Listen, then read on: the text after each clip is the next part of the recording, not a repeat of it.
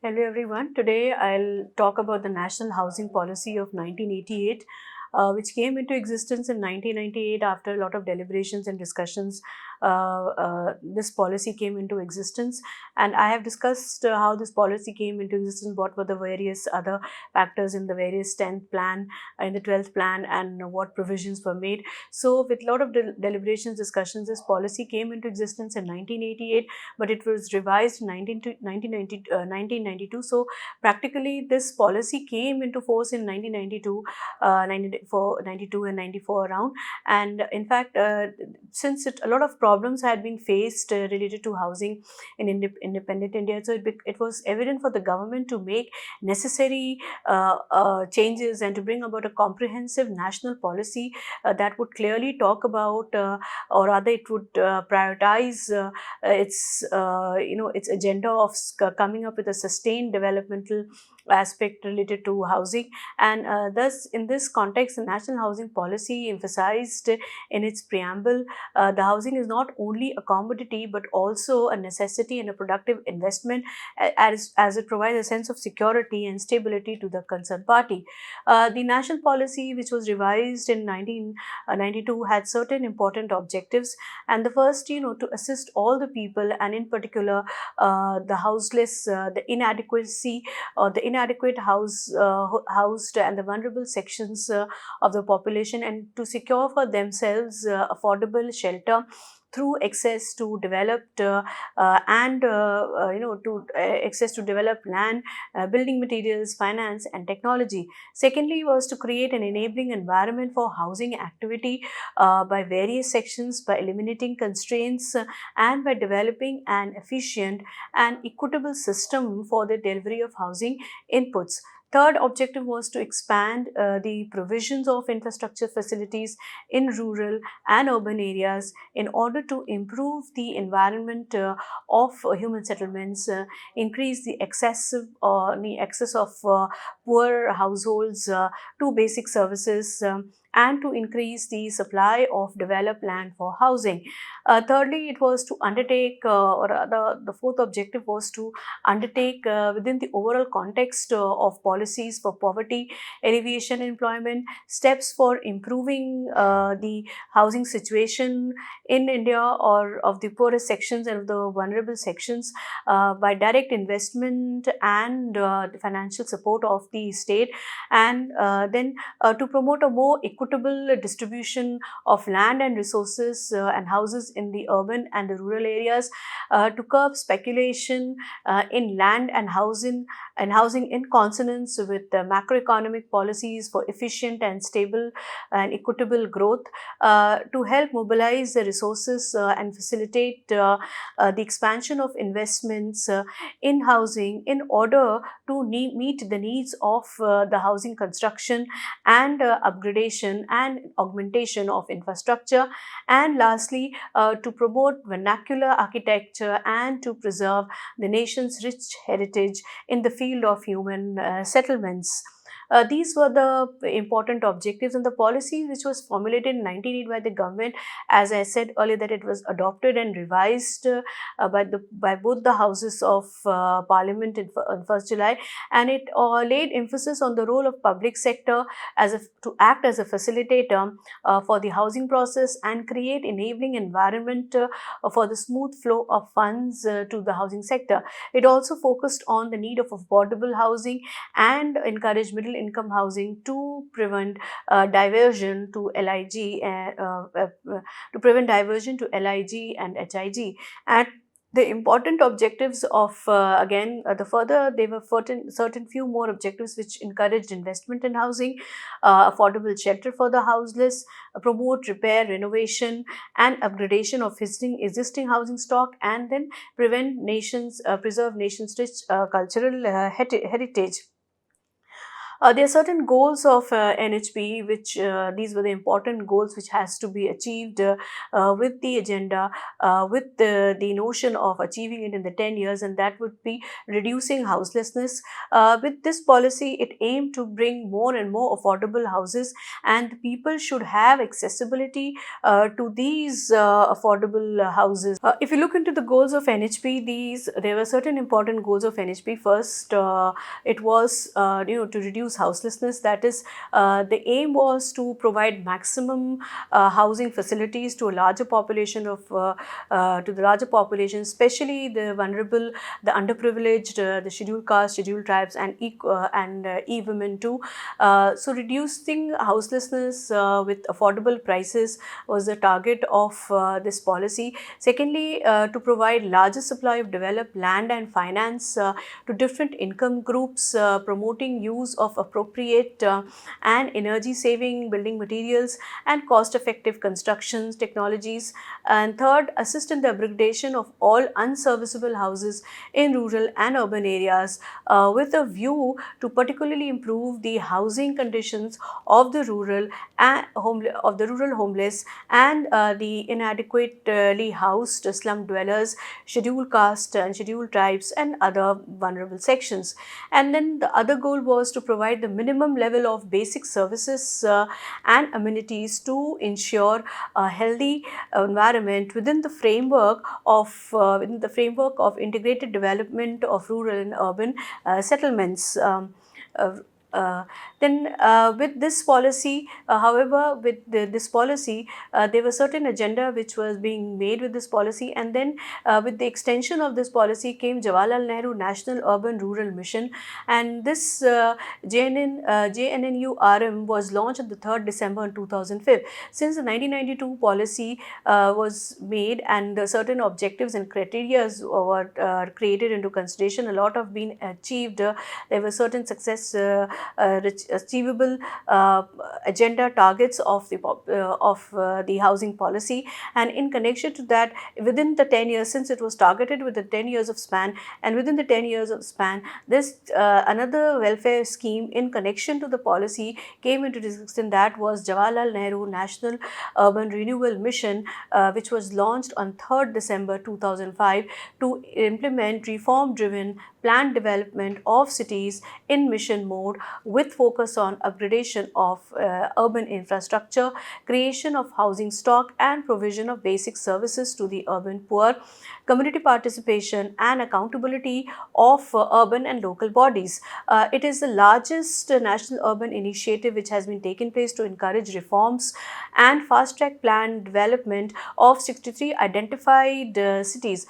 Focus was to be on the efficiency in urban infrastructure and service delivery mechanism, community participation and accountability of ULB's urban local bodies and parasthal agencies towards the citizens.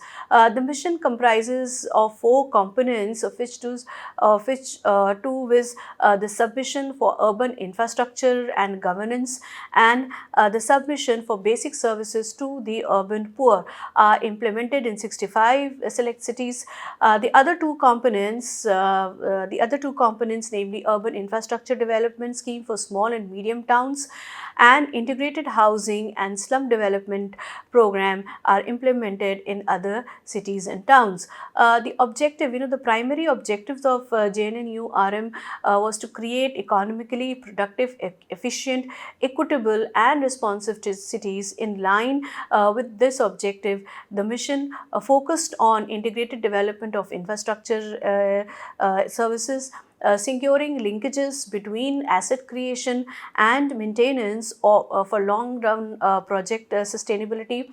It also accelerating the flow of investment into urban infrastructure services, then planned development of cities, including the peri-urban areas, outgrowths and urban corridors, renewal and redevelopment of inner city areas, and universalization of urban services so as to ensure their availability to the urban poor. These were the certain important primary objectives of JNNURM, and the thrust area was designed in such a manner to support water supply, including for desalination of plants. So housing, providing affordable housing was just not only the concern, but other important initiatives were taken to provide a support system to enhance the well-being of the people and to ensure a quality of life, like water supply, which included the setting up of desalination of plants, then sewage and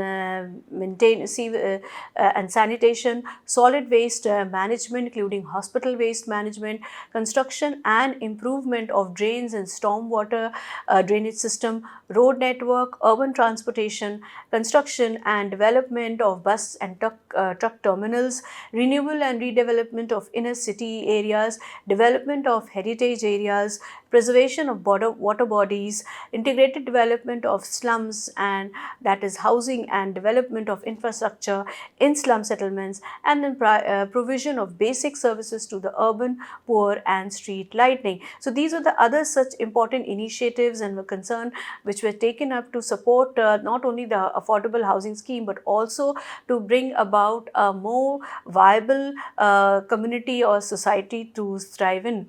The scheme which had launched had a stable aim which include at improving the economy and providing the necessities to the urban poor, and they were termed to be smart as they would be cities responsible enough to handle any crisis they face and cater to the needs of the people as a whole. The outcomes that were visualized when the scheme came into existence included universal access to the minimal services by everyone around the city, financial stability of the town, a clean city with a proper drainage system and solid waste management system, transparency in delivering the services, poor being able to find opportunities and to earn for their livelihood, and many more. Though JNNURM achieved some of its goal, it was not only successful. The reason for the failure at various steps were lack of detailed plans for city development, lack of participation of the people, and many others. The mission, however, lasted around 7 years as it began in 2006, and if the evaluation results were to come out following what the government had visioned to achieve, the planning scheme would be extended and the development of cities continued to be pursued. Within the context of in connection when this was carried out, again there was a certain changes in the national policy, and a new policy came into existence, that was in 2007.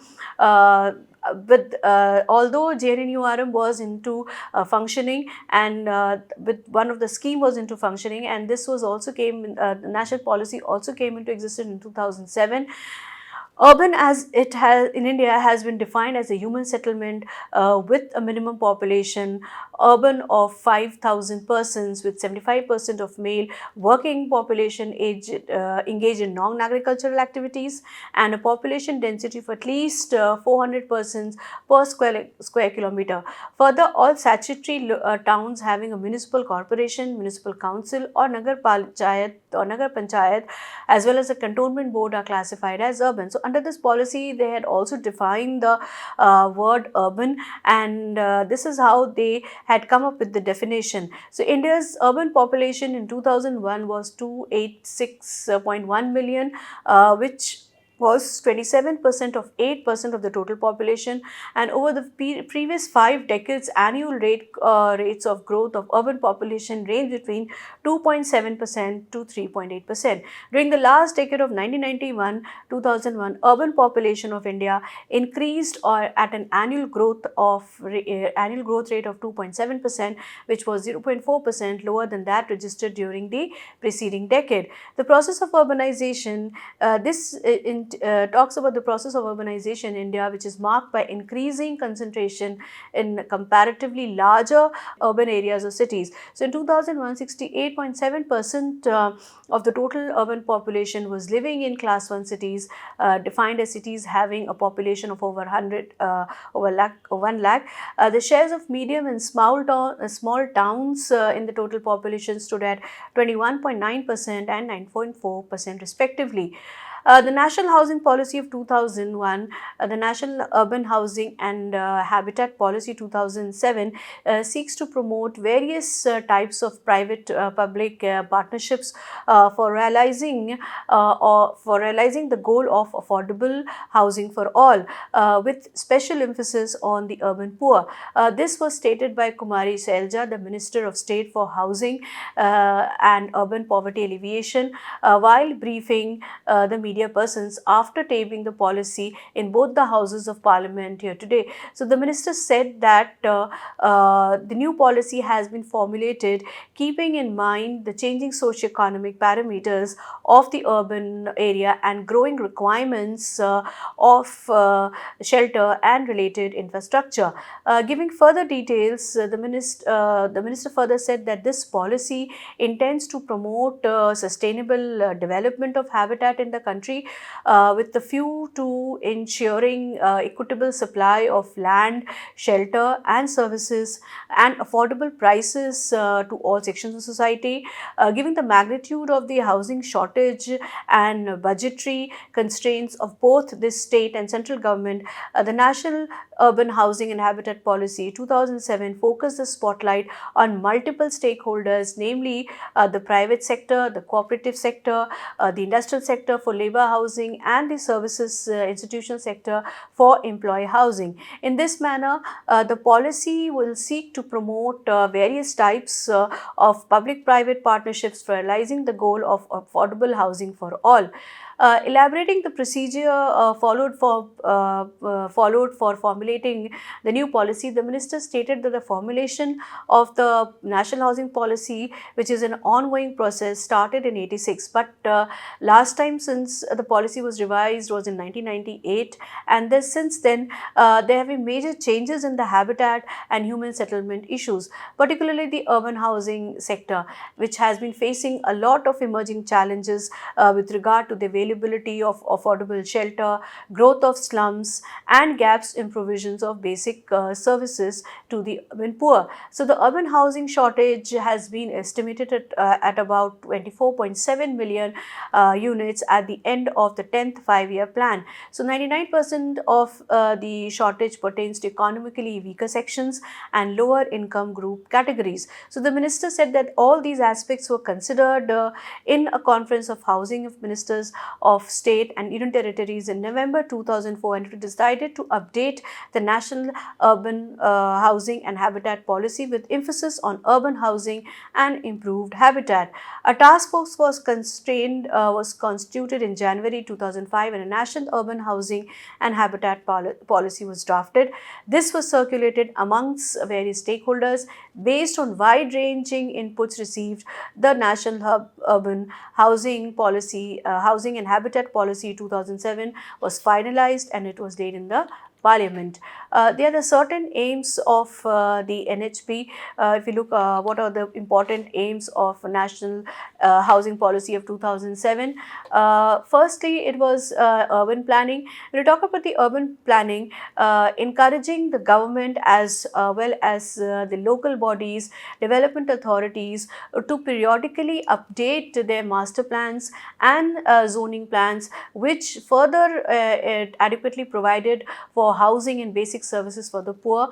It also focused on promoting balanced urban-rural planning by following, regional planning approach, taking the whole state and union territory as a region under Town and Country Planning Act, under Town and Country,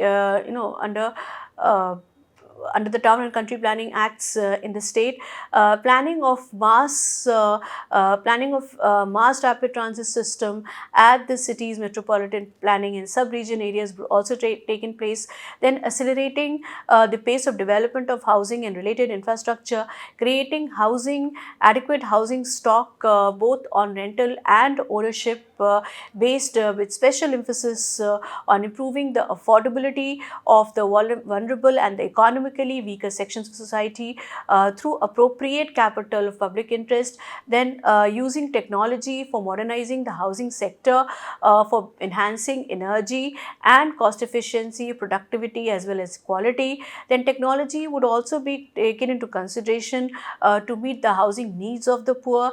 The concept of green and intelligent buildings would be put in the place, and technological advancement would be disseminated for preventing and mitigating the effects of natural disasters on building, then promoting a larger flow of funds from the government, and providing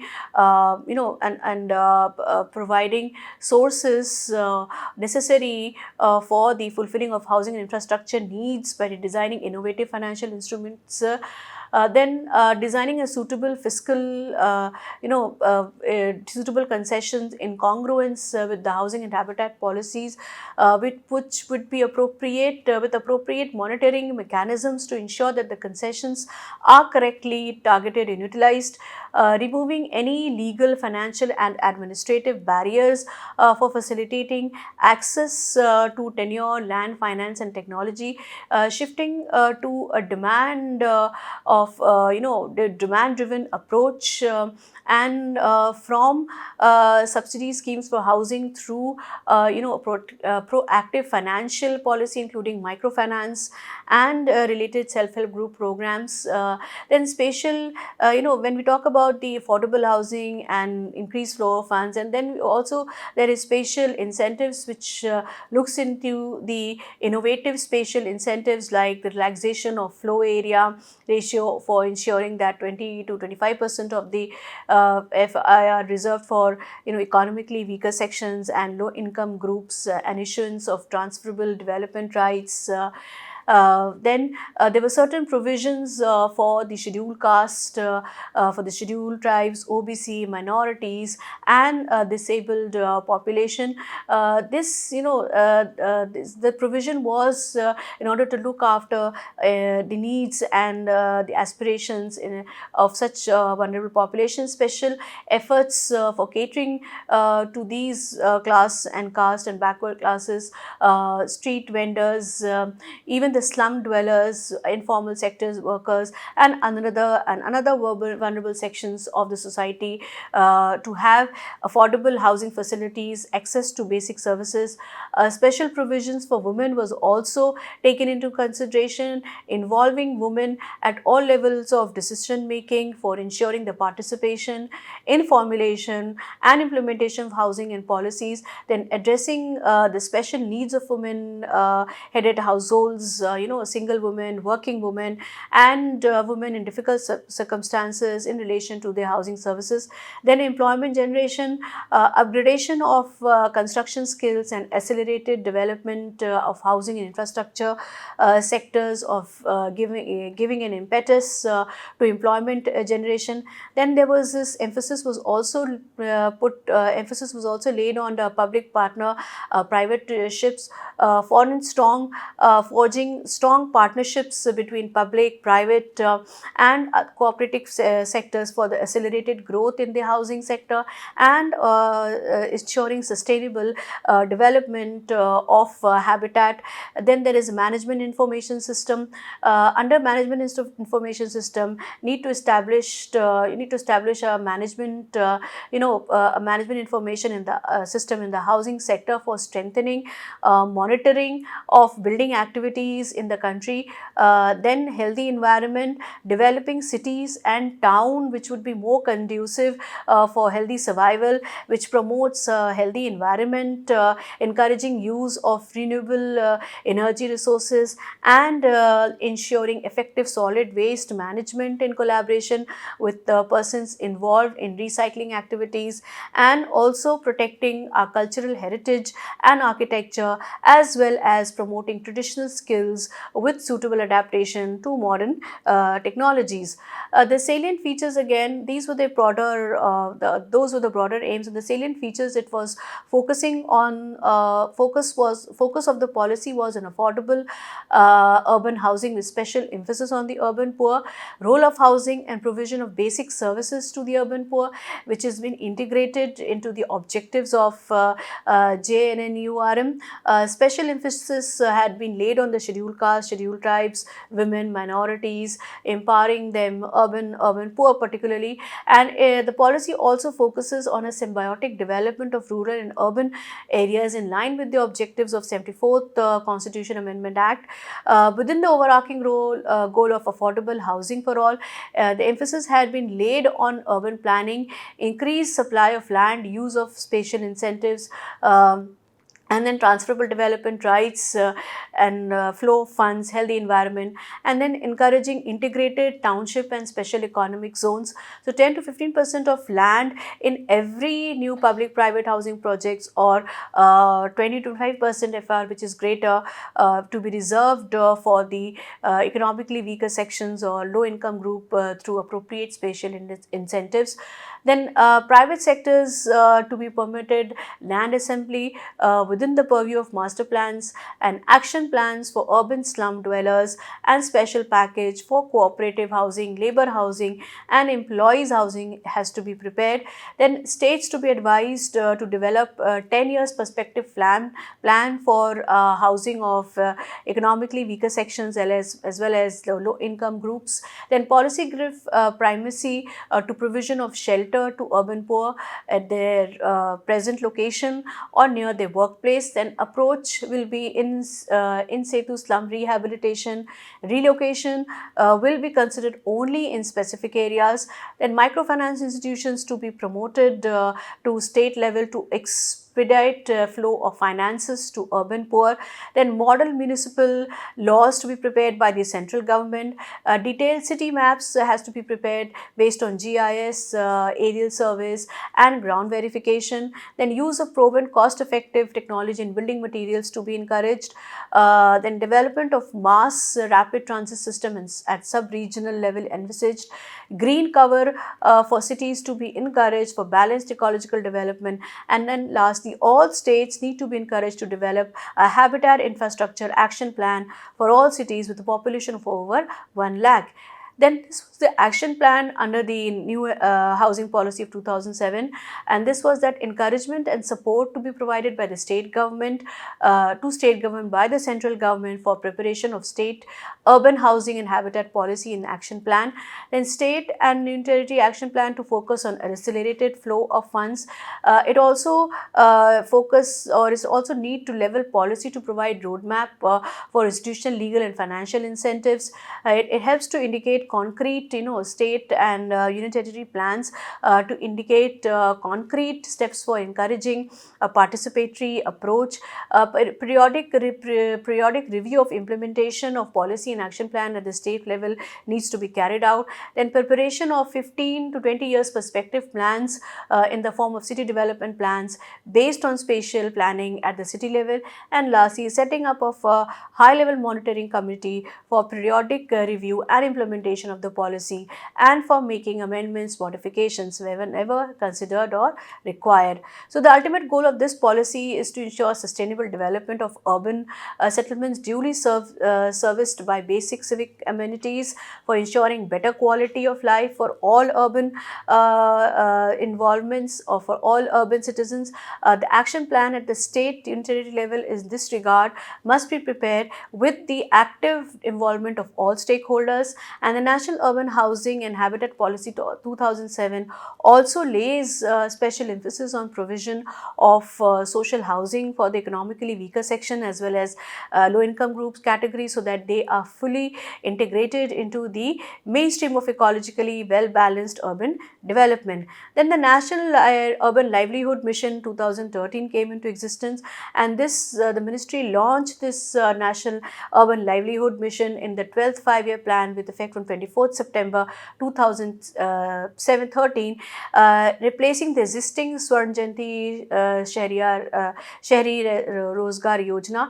And the NULM focuses on organizing urban poor in self-help groups, creating opportunities for skill development, leading to market-based employment, and helping them to set up self-employment ventures by ensuring easy access to credit. The mission aims at providing shelter equipped with essential services to the urban homeless in a phased manner. And in addition, the mission also addresses livelihood concerns of the urban street vendors. So, the primary target of NULM is the urban poor, including the urban homeless. These were the certain components of NULM. If you look into the first, that is social mobilization and institutional development. This component of National Urban Livelihood Mission envisages mobilization of urban poor households into thrift and credit based self-help groups and their federation and collectives. And then secondly was capacity building and training. In a multi-pronged approach is planned under this mission for continuous capacity building of SHGs and their federations, collectives, functionaries, towns, even the NGOs, CBOs and other stakeholders. So that was there. Then it also tend to create national and state level mission management units to support the implementation of this program for the poor. Then there was employment through skill training and placement. This focused on providing assistance for skill development and upgrading the skills of the urban poor to enhance their capacity for self-employment or better salaried employed. And then there was self-employment program. This self-employment program component focused on financing assistance to individuals or groups of urban poor for two groups or urban for setting up of gainful self-employment venture, micro enterprises suited the skills, training, aptitude and local conditions. Then support to urban street vendors. This component would cover development of vendors market, credit enablement of vendors, socio-economic survey of street vendors, skill development, and as well as micro enterprises development and convergence with social assistance under various schemes of the government. Then there is shelter for urban homeless. Under this component, the construction of permanent shelters for the urban homeless equipped with essential services, essential services will be supported. Then innovative and spatial projects was also taken up, and under this component, the promotion of novel initiatives in the form of innovative projects, and these initiatives would be a part of pioneering efforts aimed at catalyzing sustainable approaches to urban livelihoods through public-private community partnerships, and it also aims at creating long-term and sustainable livelihood opportunities which may cover the larger urban poor. Then came into existence the Rajiv Awas Yojana, and this Rajiv Awas Yojana as a centrally sponsored scheme was to be implemented in mission mode during 2013 to 2022. So the preparatory phase of Rajiv Awas Yojana was launched in June 2011, which somehow came to an end in 2013, and it was being transformed into Pradhan Mantri Awas Yojana.